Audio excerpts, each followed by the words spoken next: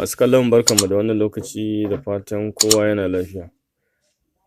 A yau darasinmu na yau abinda nake so in nuna muku shine ina so in nuna muku yanda zaka dawo da duk wani abu da wani ya goge maka a cikin wayarka cikin sauƙi.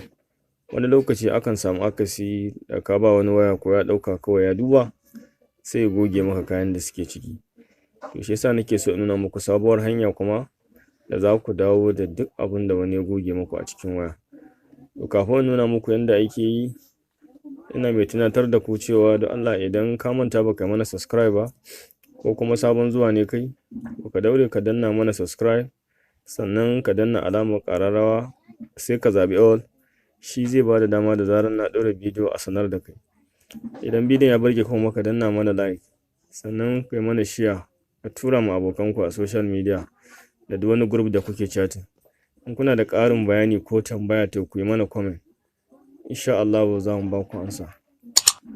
Kamar yadda na gaya muku cewa zan nuna muku yadda za ku dawo da wasu abubuwa idan an samu akasi sun goge.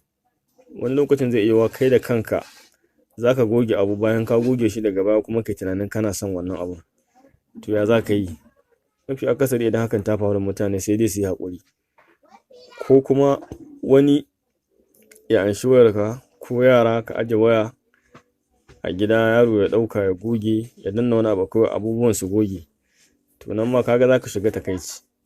To kwantar da hankalinku.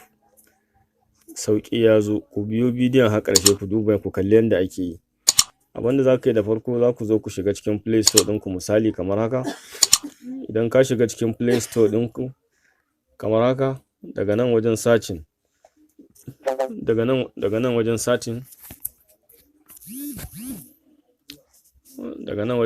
za ka zo ka rubuta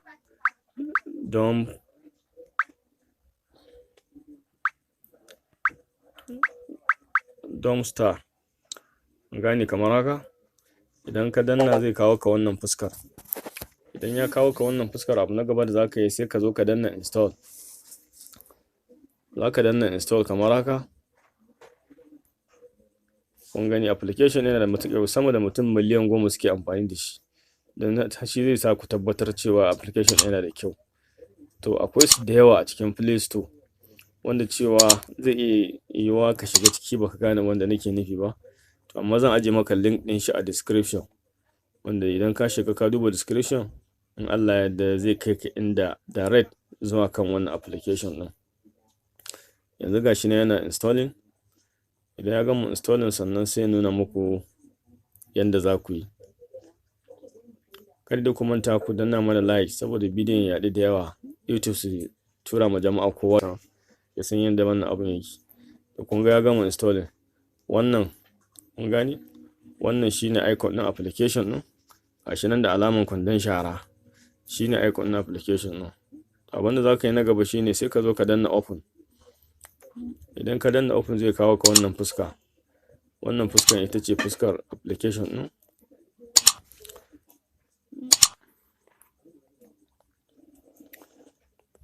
Dan jira shi kaɗan saboda muna online ne, dole ne zai ɗauki wannan. To abinda za a yi na gaba, a gani zai kawo ka wannan fuskar.